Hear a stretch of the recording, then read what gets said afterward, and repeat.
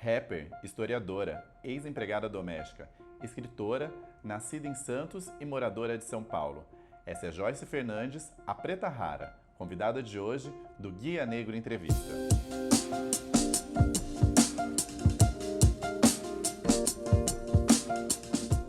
Hoje o Guia Negro Entrevista desembarca aqui no Sindoméstica, o Sindicato das Empregadas Domésticas da Grande São Paulo, para conversar com a Preta Rara. Obrigado, viu? É nóis. Queria que você começasse contando, Joyce Fernandes, como surgiu esse nome artístico, Preta Rara. Sim, bom, esse nome quem deu foi minha mãe, né? Ela, na época, quando eu era criança, ela não entendia essa questão de gênero e tal. E aí ela achava que eu gostava de coisas que era ligada aos meninos. E aí depois, na adolescência, eu comecei a muito contato com papel e caneta.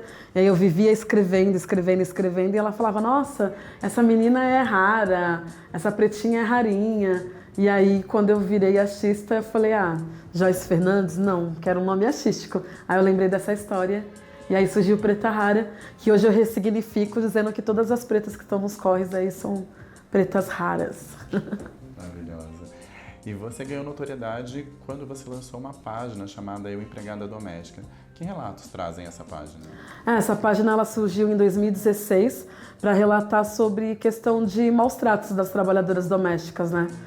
Para mostrar o quanto o Brasil ainda tem esse resquício de uma abolição não conclusa, quando ainda tem esse resquício também de não humanizar esse tipo de profissão, né? Que as pessoas falam que é uma profissão como qualquer outra, mas eu pouco conheço alguém que deseja isso para os seus filhos, né? Então a gente tem muito ainda o que evoluir com essa profissão. E aí eu expus isso na internet, referente ao meu último trabalho como trabalhadora doméstica. E o que acontecia nesse último trabalho? Então, nesse último trabalho eu fui contratada para ser cozinheira. E aí eu tinha que preparar o almoço, porém eu não podia me alimentar da própria comida que eu fazia. E aí a minha patroa ela reclamou porque eu me alimentava, que na época já era tipo o resto que sobrava da mesa deles que eu me alimentava, né? E ela falava que não, a comida que ela estava comprando era para a família dela. E aí eu trouxe marmita depois, sei lá, uma semana depois, ela recebia muitas pessoas na casa dela e uma dessas convidadas viu que eu estava comendo num pote na área de serviço. Aí ela achou um absurdo, foi conversar com a minha ex-patroa e minha ex-patroa me mandou embora, dizendo que eu estava expondo a família dela ao ridículo. Eu já cheguei a ficar trabalhando 8, 9, 10 horas sem poder usar o banheiro, porque tinha um banheiro que era para as trabalhadoras domésticas, mas esse banheiro estava entupido. E aí não dava para usar, então jamais poderia usar o banheiro deles, né? Eu usava quando ela saía, eu usava escondida. E agora você está contando essa e outras histórias num livro, né? Que chama Eu Empregada Doméstica, o quarto de empregada é a senzala moderna. Que histórias trazem o livro? Sim, então o livro foi toda uma construção de 2 anos, né? Aí da criação da página, por eu perceber a riqueza que tinha os relatos. E quando eu criei a página, eu sempre falava no passado. Porque eu criei a página em 2016, que não foi nada programado. O meu último trabalho como empregada doméstica foi em 2009. Então eu achei que já tinha sanado esse problema no Brasil. Eu não tinha mais contato com outras trabalhadoras, né? Ninguém da minha família não era mais empregada doméstica. Eu fui a última a ser. Então eu falava no passado, só que aí eu percebi que tinha relatos tipo, ontem eu fui impedida de ir no banheiro, ontem meu patrão jogou a panela em cima de mim, sabe? E aí eu percebi que tinha muitos detalhes que eu falei, não, tem que virar um livro, a gente tem que incomodar e deixar essa história registrada através de livro. E aí um livro sendo contado pelas próprias trabalhadoras domésticas, né? Retratando essa questão também do protagonismo dessas mulheres. Então o livro vai trazer os relatos inéditos que eu nunca postei na página, mas a minha história, a história da minha mãe e da minha avó, para falar o quanto que o trabalho doméstico ele é hereditário para as mulheres pretas, né?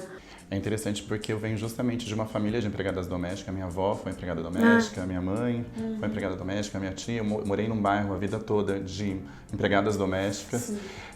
E a sua página, Eu Empregada Doméstica, e aquele filme Que Horas Ela Volta, com a Regina Casé, foram 2 momentos catárticos para mim de entender essa história, de entender o quanto a gente tem esse presente que é muito ligado a esse passado ainda da escravidão, né? E eu acabei brigando com muitos amigos a partir de algum momento por conta de eles manterem diaristas em condições sem dar direitos trabalhistas, sem dar os direitos que elas precisam. Qual o recado que você teria para dar para quem está assistindo a gente, que tem uma diarista em casa e que não paga esses direitos? Sim, é humanizar essa profissão e entender que é uma profissão, sim, como qualquer outra, né? Por mais que o Estado brasileiro demorou para entender, né? A PEC das domésticas é algo mega recente, porque até para o Estado brasileiro a nossa profissão não existia. E a gente não quer ser tratada como se fosse da família, entendeu? Porque nós não somos da sua família e muitas das vezes nem queremos ser. Porque também isso que eu percebia, que eu deixava de reclamar, deixava de querer saber dos meus direitos, porque a patroa fazia várias coisas ruins, depois ela vinha com um agradinho. Será que realmente você gostaria de entrar no serviço 8 horas da manhã, não ter horário para sair, e aí atrasar o salário, não ter direito às férias, sabe? Então, realmente provocar empatia e se colocar no lugar do outro. E aí a gente tem que deixar de ter esse ranço colonial, né? Porque essas trabalhadoras, elas não são contratadas apenas, né, para limpar. Tem o ato de servir. Quantas vezes eu estava lá limpando a casa da mulher, ela estava na cozinha e tinha uma pia atrás dela, ela gritava, Joyce, vem aqui. Aí chegava lá, era para pegar um copo d'água para ela, que estava atrás dela. Né? Então, é esse ranço colonial que existe no Brasil que faz não valorizar essa profissão. E hoje a gente está aqui no Sindicato das Empregadas Domésticas, que é um espaço político, né, de luta pelo direito dessas trabalhadoras. Qual que é a importância de espaços como esse, ainda mais no momento de retrocessos que a gente vive no Brasil? É de mega importância, né?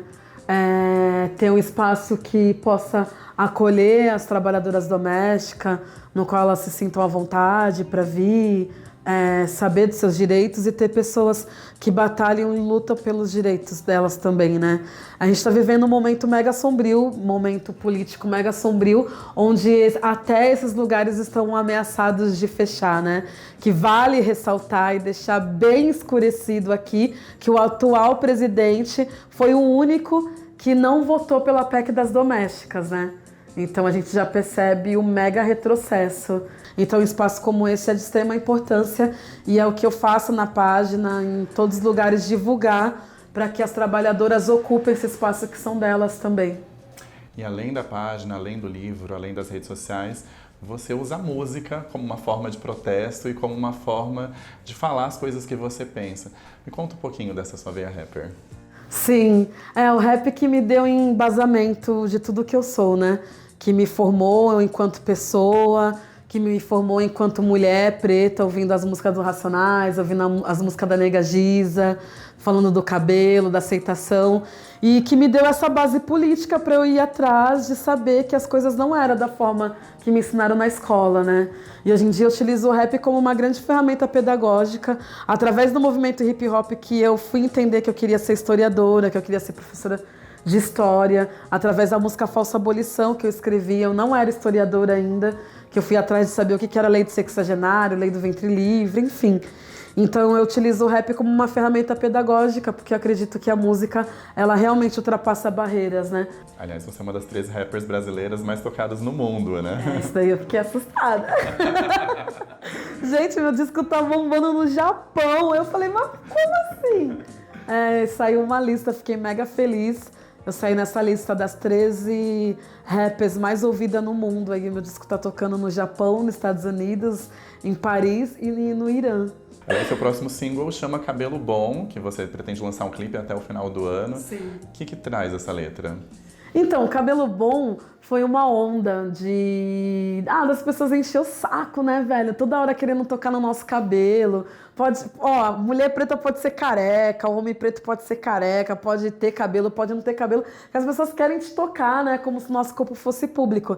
E aí foi uma brincadeira, assim, que eu fiquei brisando nisso. E aí saiu essa música que fala sobre a estética capilar, que fala que não adianta tocar no nosso cabelo, porque o nosso cabelo não é touchscreen. Não é tocando que você vai obter as informações que a gente construiu durante anos. E aí é uma autoafirmação de falar que nosso cabelo crespo é um cabelo bom também, né? Porque eu lembro na infância de escutar que meu cabelo era ruim.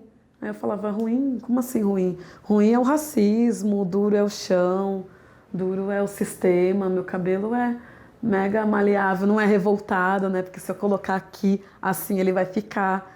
Cabelo revoltado é o liso, que você joga, ele volta. Meu cabelo, ele obedece. Aí é sobre isso que fala a música. Massa. Um dos seus projetos mais interessantes para mim, além do livro, além da página, além da música, é o Ocupação GGG. Massa. Que você leva mulheres gordas para a praia, para usarem biquíni na praia pela primeira vez. Muitas delas usam roupa de banho na praia. Qual que você acha que é a importância desse projeto? Olha, quando nós fizemos a primeira edição, que foi em 2016, foi muito gratificante, assim. No começo foi assustador, porque quando eu criei o evento no Facebook, a gente começou já a receber vários ataques, né?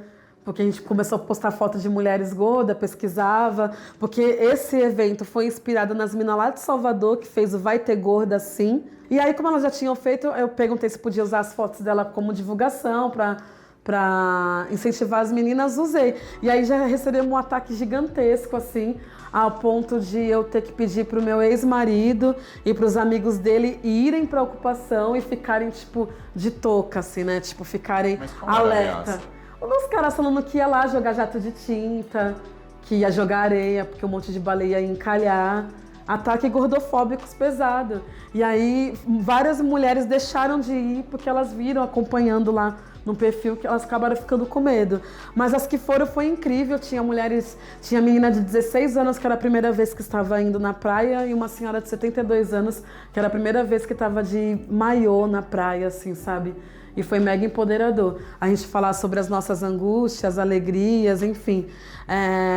Dividir experiências e no final virou um grande ensaio fotográfico. E uma entrevista que eu fiz contigo para o site do Afropunk, você me falou que você tem vários projetos, também como uma forma de se blindar de uma coisa, de um fantasma que é o quarto da empregada. Você fala que se tudo der errado, você sabe que o quarto da empregada está te esperando como uma saída. Como que você lida com esses fantasmas? É um fantasma bem real na vida das mulheres pretas, né? Por mais que a gente estuda, eu percebo que o racismo é algo existente, né?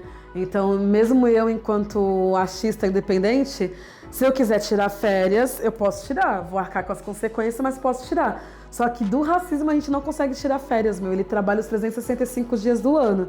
O meu maior medo é que se meus projetos não der certo, será que eu vou conseguir ainda dar aula numa escola? Por conta da minha imagem. Eu lembro da dificuldade que foi para eu conseguir ingressar lá na escola. Depois de uma conversinha assim, eu já estava dando uma aula, uma conversinha qualquer na sala dos professores, surgiu o lance de, como que você entrou na escola? Aí eu, bestona, fui falar, né? Falei, ai, nossa, nem me avisaram nada, eu tive que fazer uma aula e tal. A galera, como assim? Você teve que preparar uma aula para entrar aqui? Eu falei, sim, vocês não? Eles, não. Aí eu, gente, mas qual é a cor de vocês e qual é a minha cor, né? Mas por isso que eu faço diversas coisas. As pessoas falam, nossa, mas Preta Rara, você faz livro e faz música, e faz oficina de turbante, faz oficina de rima, e faz umas fotos. Eu falei, é a lei da sobrevivência, entendeu? A gente sabe que a gente está num momento político horrível, mas estamos aí, vivas, existindo e resistindo, e preparando essa retomada do poder, que vai vir das mulheres pretas e trans. Eu queria te perguntar uma dica de um lugar de cultura e história negra que todo mundo deveria conhecer pelo menos uma vez na vida. Mas a resposta o pessoal vai conferir lá no nosso IGTV e no nosso Facebook. E aí eu queria saber para você, Preta Rara, o que é ser um corpo negro no mundo? Uau! Ser um corpo negro no mundo é lembrar sempre que você é um corpo preto no mundo, sabe? Não ser forte o tempo todo, e nem quero mais estar nesse lugar de fortaleza, de que aguenta tudo. Não, eu fracasso, eu preciso de ajuda, eu me sinto sozinha, mesmo no meio da multidão. E aí ser um corpo preto no mundo é isso, existir e resistir. Certo, obrigado pela entrevista. E eu queria dizer que esse programa, ele é apresentado, a entrevistada, as pessoas que produzem Por filhos e netos de várias empregadas domésticas, então a gente quer dedicar esse programa a todas elas que estão nos assistindo, a mãe da Preta Rara, Maria Helena da Silva Fernandes, a avó da Preta Rara, Noêmia Caetano Fernandes, a madrinha da Preta Rara, Jussara Fernandes dos Santos, a mãe do Rodrigo Portela, que é o diretor desse programa, Sueli Portela, a avó do Heitor Salatiel, que é o produtor do programa, que é a Terezinha Bandeira da Silva, a minha avó, Herodina Soares, a minha mãe, Celina Soares Dias, a minha tia, Célia Soares Dias, e a todas as empregadas domésticas que dedicaram suas vidas a esse trabalho que é tão difícil e tão importante para a sociedade. Agradecemos as marcas que apoiam o Guia Negro Entrevista. Este programa foi um oferecimento do artista plástico Shambui Uetu. Eu sou Shambui Uetu, artista plástico da República Democrática do Congo. Eu trabalho com arte, pinta, além disso, trabalho também com performance artística, falando sobre a situação dos negros no mundo e falando sobre a cultura africana. Para conhecer mais sobre o meu trabalho, tem que me acompanhar no rede social. Escreva a miséria e a vida em falsa dos favelados. Eu era revoltada, não acreditava em ninguém. Odiava os políticos e os patrões, porque o meu sonho era escrever e o pobre não pode ter ideal nobre. Eu sabia que ia angariar inimigos, porque ninguém está habituado a esse tipo de literatura. Seja o que Deus quiser, eu escrevi a realidade. Carolina Maria de Jesus.